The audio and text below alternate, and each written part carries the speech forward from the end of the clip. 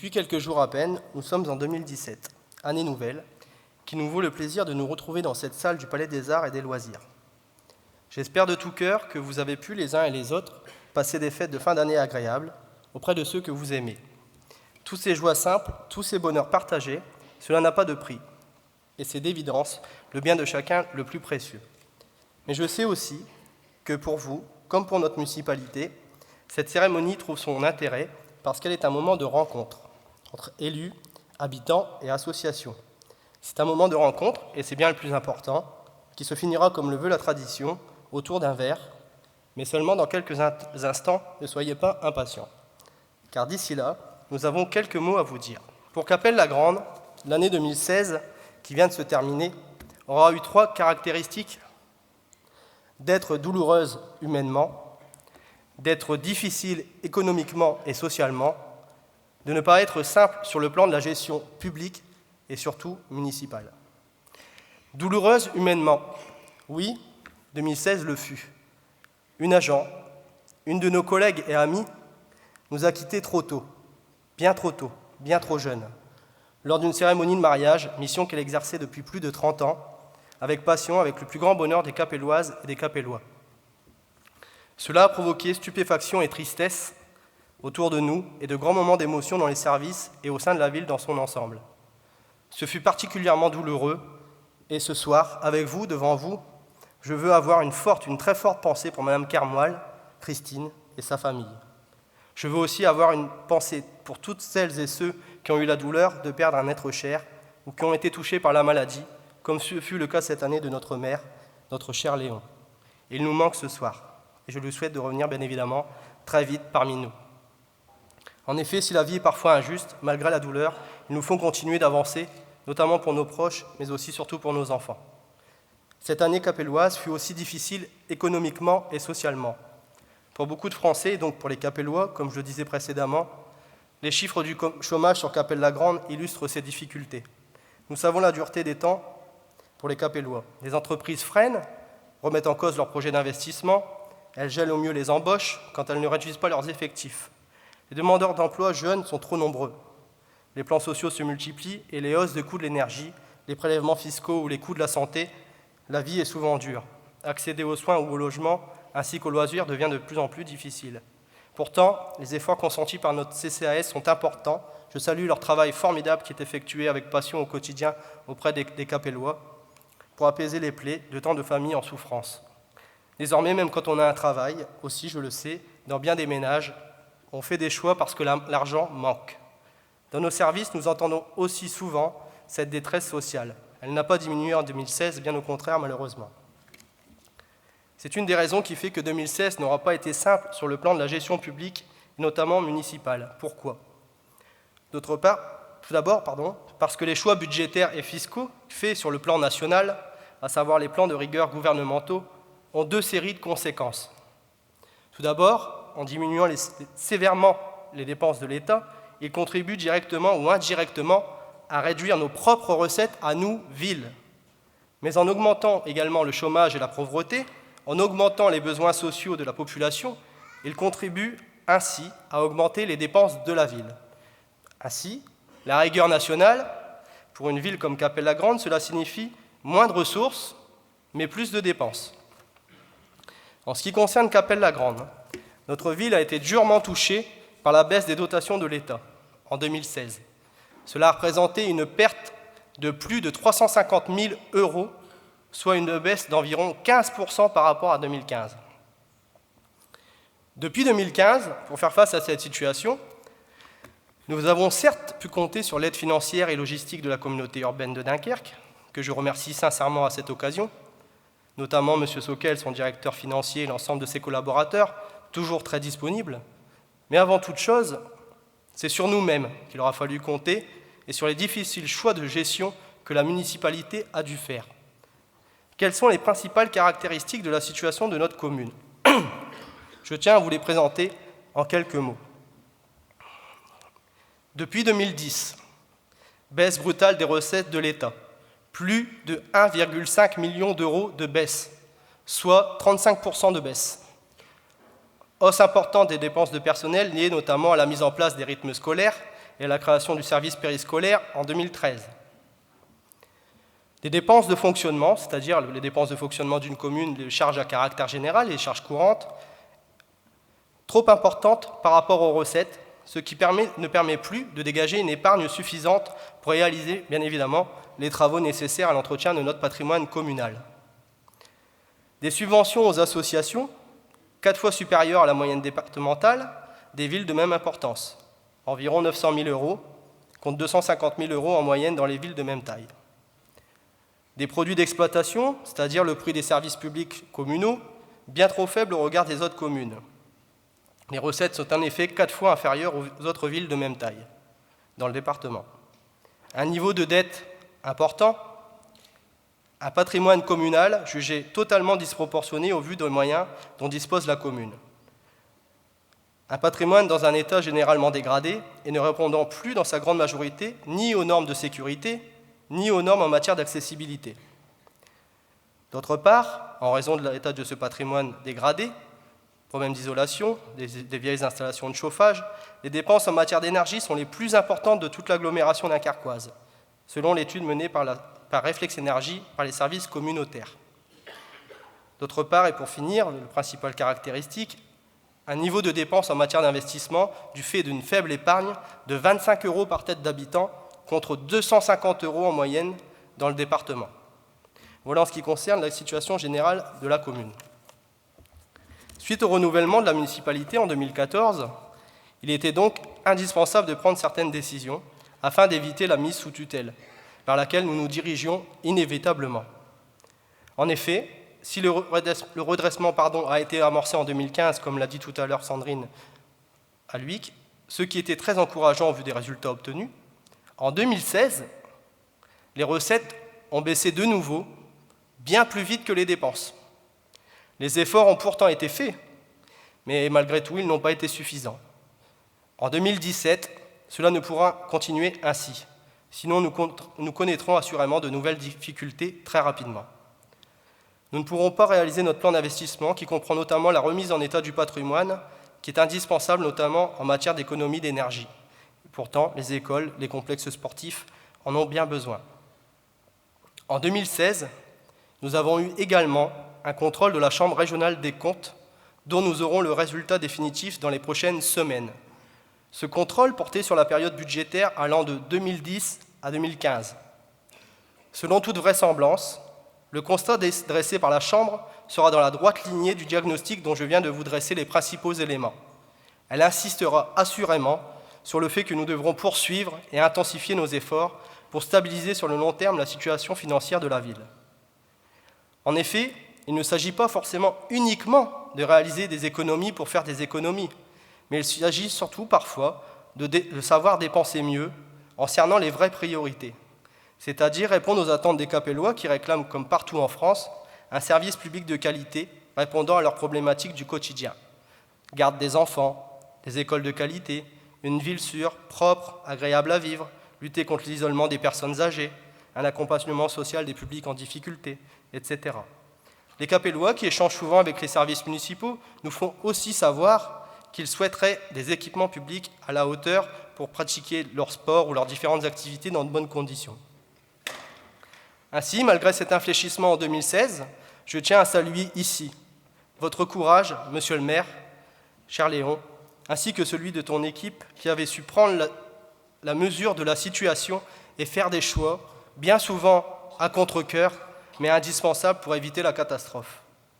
Baisse des subventions aux associations, fin de la gratuité généralisée des services, fermeture de la piscine municipale, des efforts de gestion sur les dépenses courantes. En effet, depuis 2014, nous avons économisé plus de 1 million d'euros sur l'ensemble de nos charges courantes, soit plus de 30%, baisse des vins d'honneur, réduction de la communication municipale, renégociation de la totalité des contrats, dont les contrats d'assurance, meilleurs achats en termes de produits d'entretien, diminution de la sécurité, moins de recrutement dans les centres de loisirs, réaménagement de la dette, etc.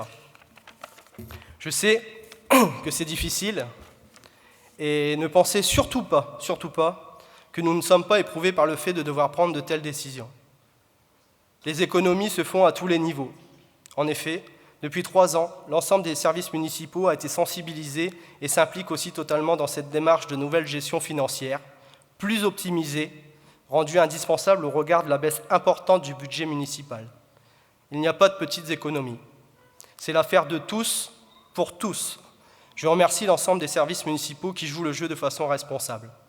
Mon rôle ce soir est donc de vous dire les choses avec la plus grande transparence, au risque de déplaire, mais c'est une question de responsabilité.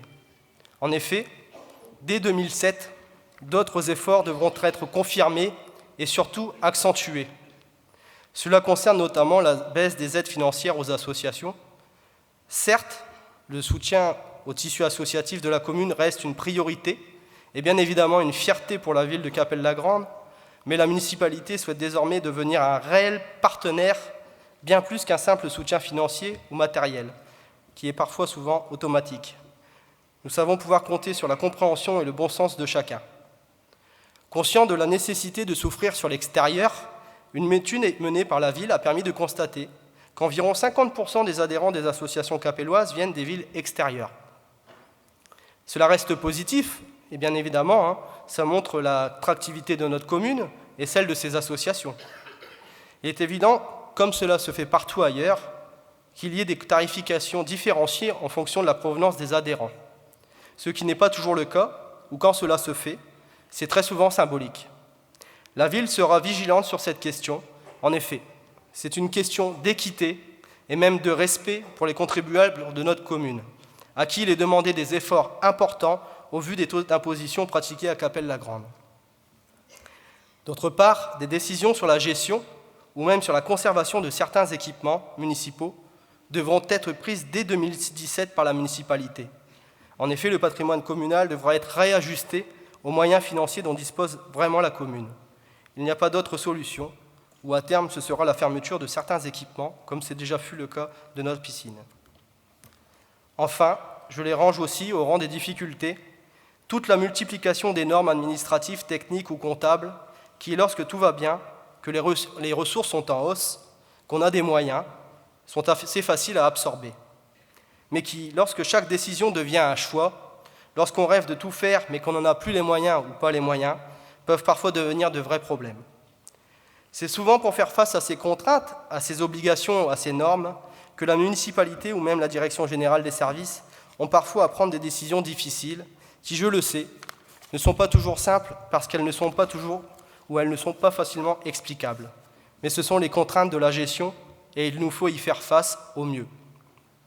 Oui, 2016 aura vraiment été peine, problème et difficulté. Elle s'en va, tant mieux. Mais heureusement, elle n'aura pas été que cela.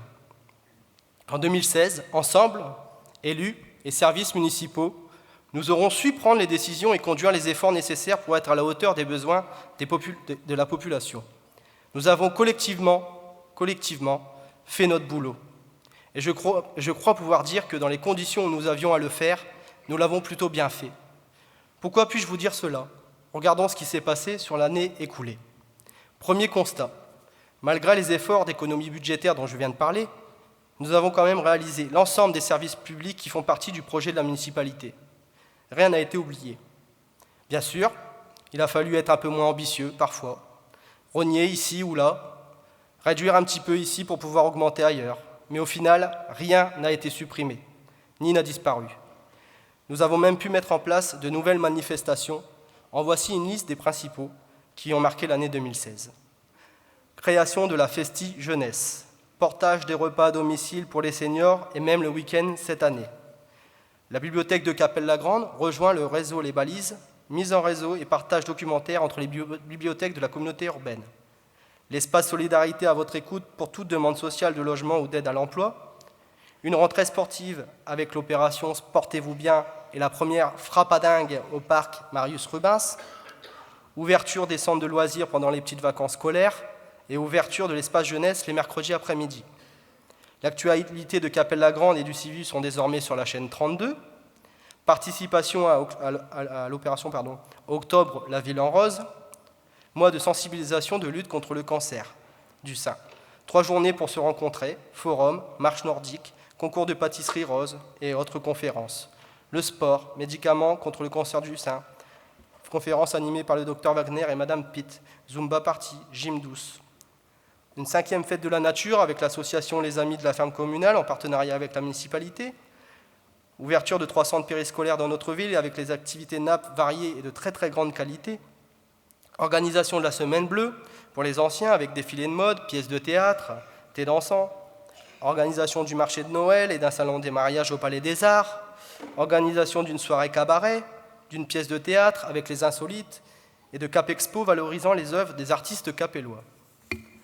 Adhésion au dispositif Voisins Vigilants, opération Nettoyons la nature avec l'implication des conseils de quartier, mais aussi la fête des voisins et un concours des plus belles façades illuminées au moment des fêtes de Noël, etc. Je remercie très sincèrement les élus qui s'impliquent aussi dans leur mission au quotidien et aussi de façon importante dans l'organisation de ces manifestations. Ce n'est pas toujours facile. En tant que DGS, je tiens aussi à remercier le personnel communal qui participe par son action à la réussite de tous ces événements. Nous l'avons encore vu ce dimanche pour la bande des pêcheurs, qui, malgré les contraintes de sécurité drastiques et une météo défavorable, aura été un succès. Merci à tous. Second constat. En 2016, malgré les difficultés, la ville continue à investir pour améliorer au mieux ses équipements publics. Parfois, au sein de la commune, même au sein de l'agglomération dunkerquoise, certains propagent l'idée d'une ville de Cappelle-la-Grande qui s'éteint, qui s'appauvrit, qui renoncerait à se développer. Libre à eux. Sauf que même si ce n'est pas tous les jours évident, avec tout ce que je viens de vous dire, ce n'est pas la réalité. L'année 2016 aura été aussi marquée par de nombreux travaux, de nombreuses réhabilitations, mais aussi différents aménagements permettant d'embellir au mieux la commune. Le réaménagement complet d'espaces d'accueil de la mairie par les services techniques municipaux, diverses rénovations dans les écoles, fabrication de mobilier urbain et mise en place dans le centre-ville de 10 bancs et de 60 jardinières, mise en place de nouvelles illuminations de Noël, réaménagement des espaces verts au niveau du parvis de la mairie, au carrefour de l'angle de la route de Bourbourg et de la rue de l'Église, parterre végétalisé au quartier des 7 planètes, embellissement du monument aux morts, fleurissement des entrées et sorties de ville.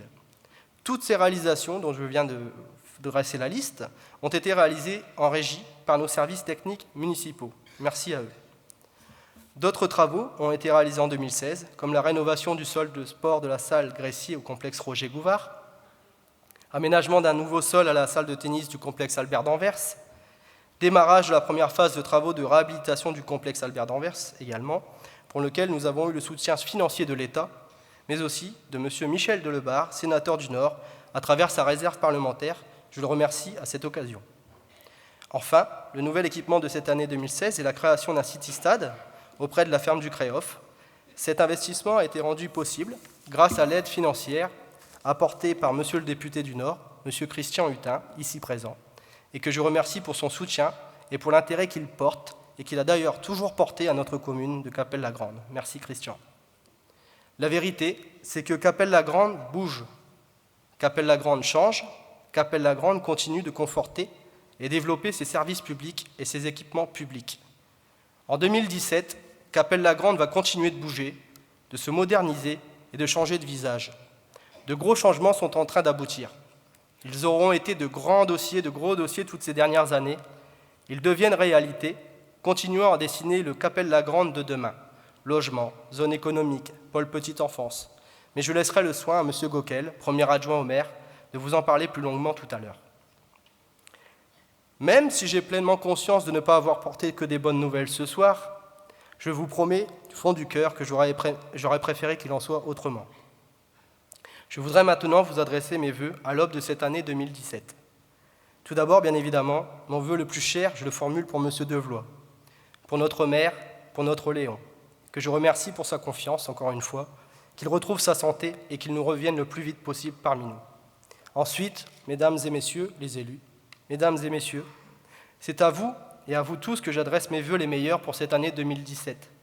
Ces vœux, je les formule ici, bien évidemment, pour vos familles, pour vos enfants, pour que tous soyez préservés des douleurs et des difficultés de la vie, pour que la santé, ce bien si précieux, soit encore meilleur qu'il ne l'est, si c'est possible. L'avenir, nous ignorons tous ce qu'il sera.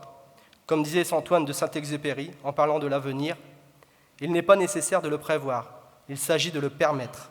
Alors que 2017 laisse place à l'espoir retrouvé pour tous, mais aussi à la concrétisation de tous nos projets. Il faut demeurer ambitieux pour notre commune, tout comme vous l'êtes, Monsieur le maire et votre équipe municipale, pour le bien de tous. Que 2017 vous apporte la réalisation de tous vos désirs et que 2017 soit aussi la réalisation des ambitions et des projets de Cappelle-la-Grande. Merci.